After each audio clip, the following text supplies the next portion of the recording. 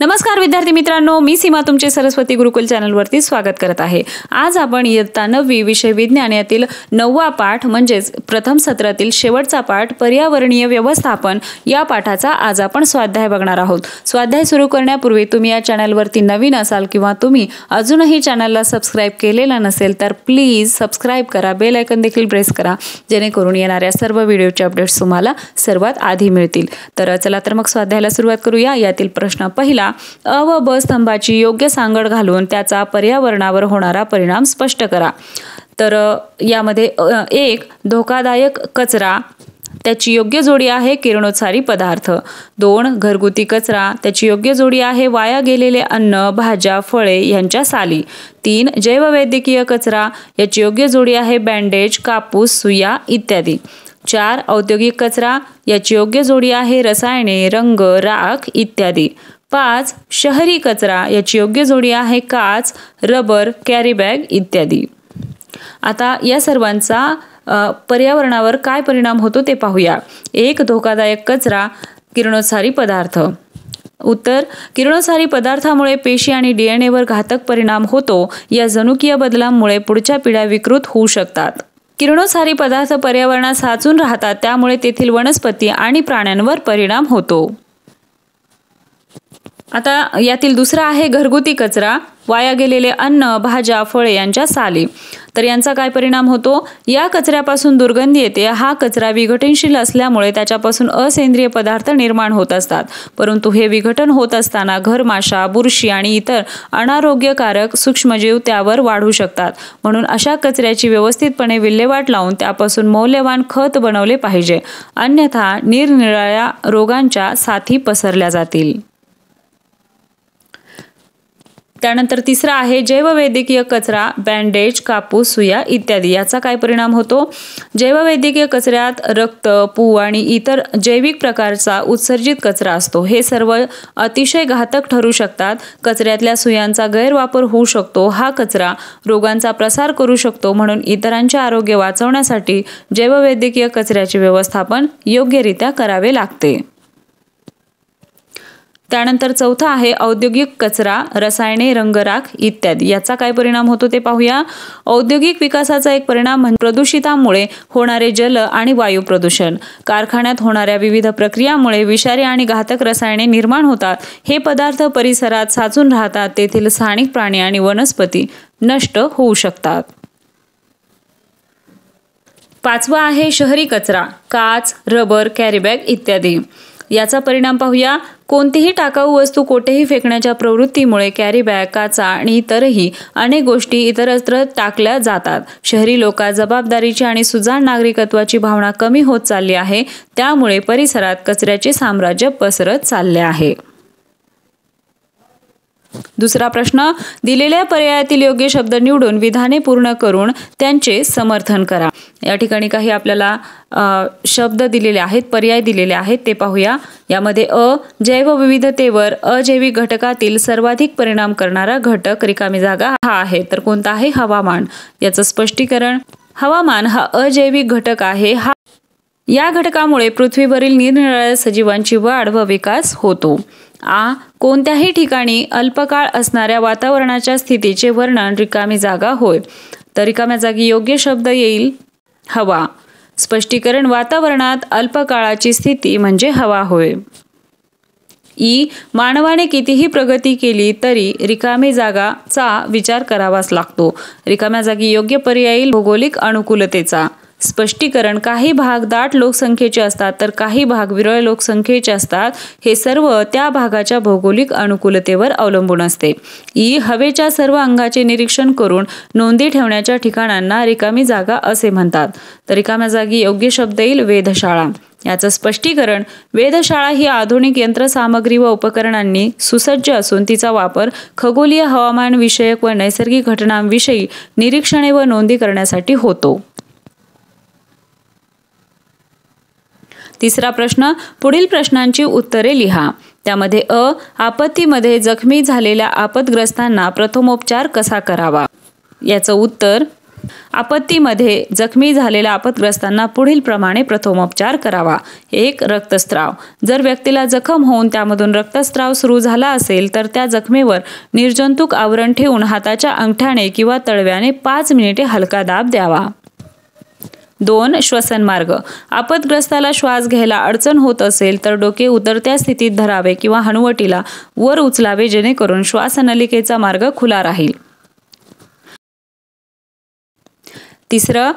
रक्ताभिसरण. जर आपतग्रस्त बेशुद्ध अवस्थेत असेल तर प्रथम त्या व्यक्तीस 2दा कृत्रिम श्वासोच्छवास देऊन नंतर छातीवर 2 तळव्यांनी हात ठेवून हृदयावर जोराचा दाब देऊन सोडावा. या दोन्ही क्रिया सुमारे 15 वेळा कराव्या. 4.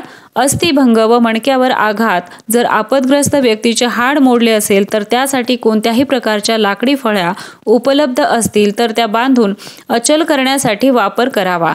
पाठीवर किंवा मणक्यावर आघात झालेला असेल तर त्या व्यक्तीला कठीण रुग्णशविकेवर ठेवावे.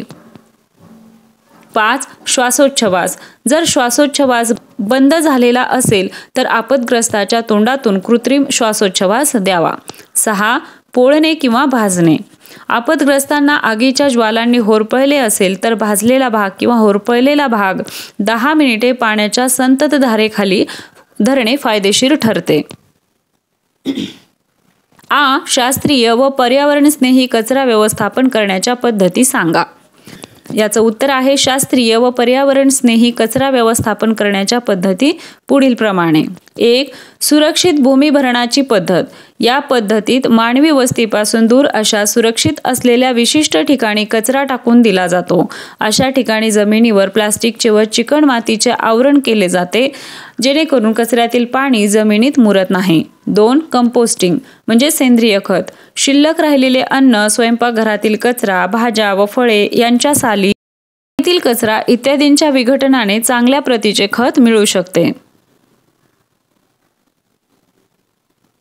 3. कचऱ्याचे विभाजन व वर्गीकरण ही कचरा व्यवस्थापनातील पहिली पायरी होय. कचऱ्यावरील पुढील प्रक्रियेसाठी सुका कचरा व ओला कचरा असे वर्गीकरण करणे खूप महत्त्वाचे असते. 4. भट्टीतील ज्वलन किंवा भस्मीकरण. ही एक औद्योगिक पद्धत असून यात कचऱ्याचे साध्या, घन किंवा वायुरूपी अवशेषात रूपांतर केले जाते. या पद्धतीत भट्टीमध्ये कचऱ्याचे उच्च तापमानाला ज्वलन केले जाते. सामान्यपणे जैववैद्यकीय कचऱ्यासाठी ह्या पद्धतीचा उपयोग होतो. 5. गांडूळ खत निर्मिती. या पद्धतीत गांडुळाच्या मदतीने घनकचऱ्याचे विघटन जलद रीतीने केले जाते. यातून मिळणारे खत हे पोषक द्रव्याने समृद्ध असल्याने शेतीसाठी उपयुक्त ठरते. 6. पायरोलिसिस. ही एक शास्त्रीय पद्धत असून त्यात कचऱ्याचे उच्च तापमानास ज्वलन केले जाते. या पद्धतीत जैववायूपासून विद्युत ऊर्जा निर्मिती केली जाते.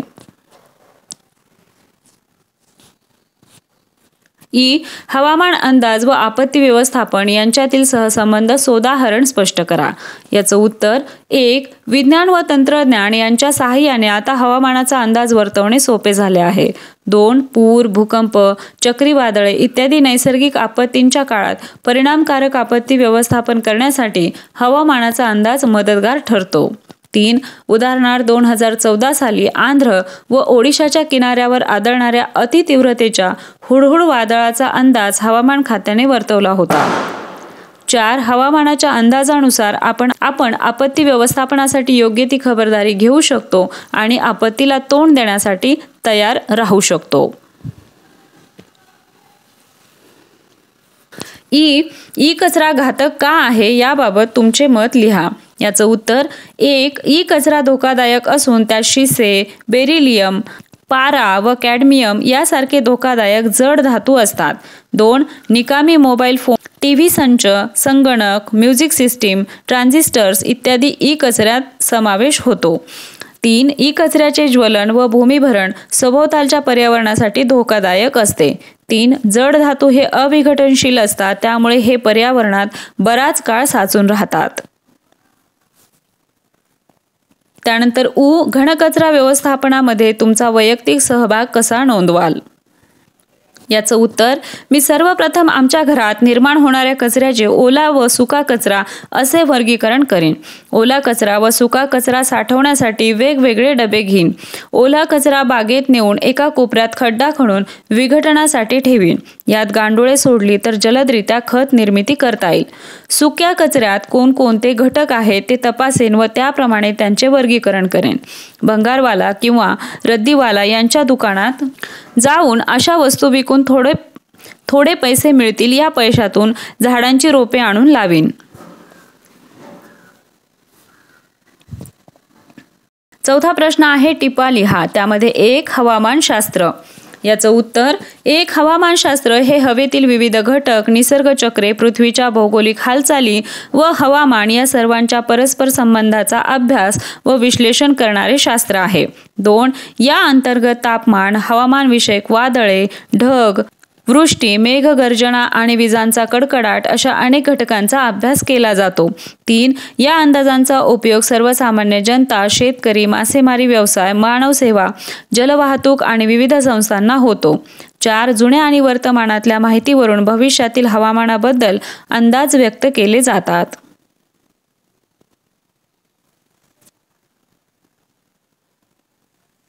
दुसरा आहे हवामानाचे घटक. याचं उत्तर, एखाद्या विशिष्ट ठिकाणाचे हवामान अनेक घटकावर अवलंबून असते. त्या घटकांनाच हवामानाचे घटक असे म्हणतात. 2 वाऱ्याची दिशा व गती, तापमान, हवेचा दाब, पर्जन्यवृष्टी, आर्द्रता, सूर्यप्रकाश, ढग इत्यादींचा हवामानाच्या घटकांमध्ये समावेश होतो. 3 विमानांसाठी धावपट्ट्या बनवणे, बंदर निर्मिती, मोठे पूल उभारणे आणि अतिउंच इमारती बांधणे इत्यादी योजनांमध्ये अशा हवामान घटकांचा विचार केला जातो. 3 मान्सून प्रारूप. याचं उत्तर, 1 भारतातील मान्सूनच्या मोसमात पर्जन्यविषयक अचूक अंदाज वर्तवण्यासाठी मान्सूनचे प्रारूपे तयार केली जातात. 2 भारतीय हवामान खाते, IMD म्हणजेच इंडियन मेट्रोलॉजिकल डिपार्टमेंट व IITM म्हणजेच Indian institute of tropical metrology या संस्था मान्सून प्रारूपे तयार करणे व ते विकसित करण्यासाठी काम करतात. 3 1990च्या दशकात डॉक्टर वसंतराव गोवारीकर यांनी जगभरातील हवामानाशी संबंधित 16 घटकांवर आधारित मान्सूनचे प्रारूप बनवले. 1990 ते 2002 पर्यंत हे प्रारूप वापरले जात होते. 4 संख्यात्मक प्रारूप किंवा गणितीय मॉडेल, समुचित प्रारूप, सांख्यिकी प्रारूप असे मान्सून प्रारूपांचे काही प्रकार आहेत.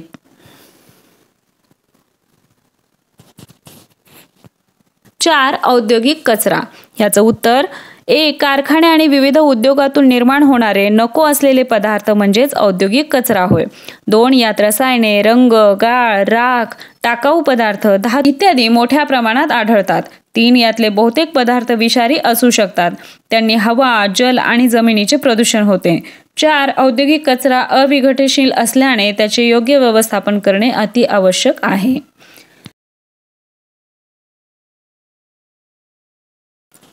5 प्लास्टिक कचरा. याचं उत्तर, 1 घरगुती कचरा जसे कॅरी बॅग्स, प्लास्टिकच्या पिशव्या, डबे, वेस्टर्न साहित्य इत्यादीमुळे प्लास्टिक कचरा तयार होतो.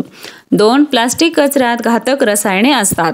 3 या कचऱ्याचे जीवाणूंकडून विघटन होऊ शकत नाही म्हणून हा अविघटनशील कचरा आहे. 4 प्लास्टिक कचरा कमी करण्यासाठी प्लास्टिकच्या वस्तूंचा वापर टाळणे आवश्यक आहे. 6 प्रथमोपचाराची मूलतत्वे. याचं उत्तर, 1 श्वसनमार्ग. आपदग्रस्ताला श्वास घ्यायला अडचण होत असेल, श्वासनलिका खुली राहील असे पाहावे.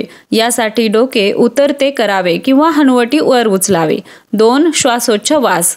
जर श्वासोच्छवास बंद झाला असेल तर आपल्या तोंडातून आपदग्रस्ताच्या तोंडामध्ये कृत्रिम श्वासोच्छवास द्यावा.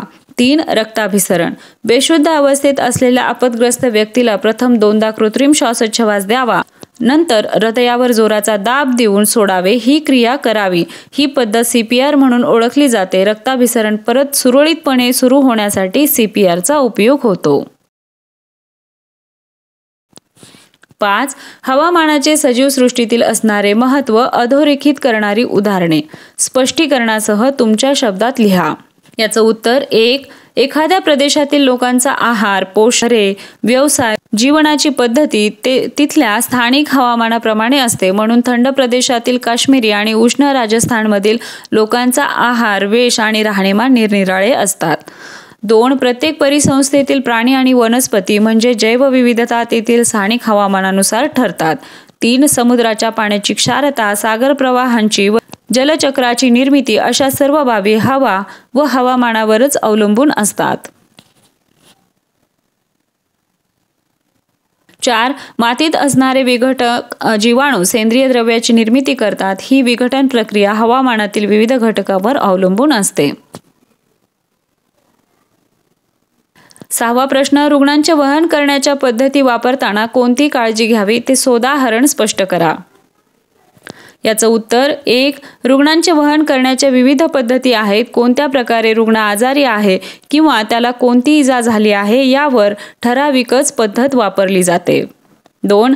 पाळणा पद्धत, पातुंगळीला मारणे, मानवी कुबडी पद्धत, खेचून नेणे किंवा उचलून नेणे, 4 हातांची बैठक, 2 हातांची बैठक किंवा स्ट्रेचरचा वापर या निरनिराळ्या पद्धती आहेत. 3. अपघातग्रस्त व्यक्ती आपले हात वापरू शकत नाही तर 2 जणांनी 2 हातांची बैठक या पद्धतीने अशा रुग्णाला वाहून न्यावे.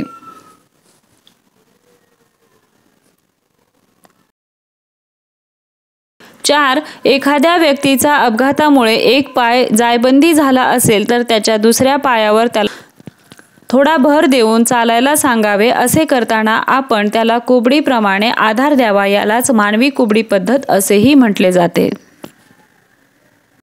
7वा प्रश्न. फरक स्पष्ट करा. हवा व हवामान. यामधील फरक पाहूया. 1. वातावरणाच्या तत्कालीन अस्थायी परिस्थितीला हवा म्हणतात, तर वातावरणाच्या दीर्घकालीन स्थायी स्थितीला हवामान म्हणतात. 2. हवा सतत बदलत असते, तर हवामान सतत बदलत नाही. 3. हवेत अल्प काळात बदल होतात, तर हवामानात बदल होण्यासाठी प्रदीर्घ काळ लागतो. 4. हवेचा संबंध निश्चित ठिकाणाशी व निश्चित वेळेशी असतो, तर हवामानाचा संबंध मोठ्या प्रदेशाशी व मोठ्या कालावधीशी असतो. 5. एका प्रदेशातीलही हवेत सातत्य नसते, तर हवामान एका प्रदेशात दीर्घकाळासाठी सारखेच असते. त्यानंतर पुढे आहे विघटनशील व अविघटनशील कचरा. या दोन्हीमधील फरक आपल्याला सांगायचा आहे. 1. ज्या प्रकारच्या कचऱ्याचे विघटन सूक्ष्मजीवांमार्फत सहज होते त्याला विघटनशील कचरा असे म्हणतात, तर ज्या प्रकारच्या कचऱ्याचे विघटन सूक्ष्मजीवांमार्फत सहज होत नाही त्याला अविघटनशील कचरा असे म्हणतात. 2. या कचऱ्यापासून विघटन होऊन सजीवांचे असेंद्रिय पदार्थ निसर्गात परत येतात, तर या कचऱ्यापासून नैसर्गिक विघटन होत नाही, परंतु पुनर्चक्रीकरण केल्यास यातील काही पदार्थ पुन्हा वापरता येतात. 3. विघटनशील कचरा या प्रकारच्या कचऱ्याला ओला घनकचरा असेही म्हणतात, तर अविघटनशील कचरा या प्रकारच्या कचऱ्याला सुका घनकचरा असेही म्हणतात. तर विघटनशील कचरा पाहूया. अशा प्रकारच्या पर्यावरणात दीर्घकाळ साठून राहत नाही, तर अविघटनशील कचरा अशा प्रकारचा कचरा पर्यावरणात दीर्घकाळ साठून राहतो. तर अशा प्रकारे या दोन्हीमधील आपल्याला फरक स्पष्ट करता येईल. आलं लक्षात? आशा आहे तुम्हाला सर्व प्रश्नांची उत्तरे समजली असतील. हा व्हिडिओ तुम्हाला कसा वाटला ते कमेंट करून नक्की सांगा. व्हिडिओ आवडला असेल तर व्हिडिओला लाईक करा, तुमच्या मित्रांना हा व्हिडिओ शेअर करा. आपल्या चॅनलवरती स्वाध्यायाच्या व्हिडिओसोबतच विविध विषयांची भाषणे, निबंधलेखन, पत्रलेखन, आर्ट अँड क्राफ्ट या सर्वांची व्हिडिओ चॅनलवरती अवेलेबल आहेत. तेही चेक करा, तेही तुम्हाला नक्कीच आवडतील. त्याचबरोबर प्रत्येक व्हिडिओच्या डिस्क्रिप्शन बॉक्समध्ये इयत्ता 9वीच्या सर्व विषयाच्या स्वाध्यायाच्या प्लेलिस्टची लिंक दिलेली आहे. त्यावरती तुम्ही क्लिक केलं तर पहिल्यापासून ते शेवटच्या पाठापर्यंतचे सर्व व्हिडिओ तुम्हाला एकाच ठिकाणी मिळून जातील. तेव्हा या व्हिडिओसोबतच आपला प्रथम सत्राचा सिलेबस संपलेला आहे. चांगला अभ्यास करा, मन लावून पेपर सोडवा. तुम्हाला काहीही अडचण आली तर कमेंट करून विचारा. फक्त अभ्यासाशी संदर्भितच विचारायचं आहे. त्याचं उत्तर देण्याचा मी पूर्ण प्रयत्न करेन. एखादा मुद्दा समजला नसेल तर व्हिडिओ पुन्हा पुन्हा ऐकत राहा, पाहत राहा, म्हणजे तुम्हाला तो मुद्दा क्लिअर होईल. आलं लक्षात? भेटूया अशाच एका नवीन व्हिडिओमध्ये. तोपर्यंत धन्यवाद आणि परीक्षेसाठी खूप खूप शुभेच्छा.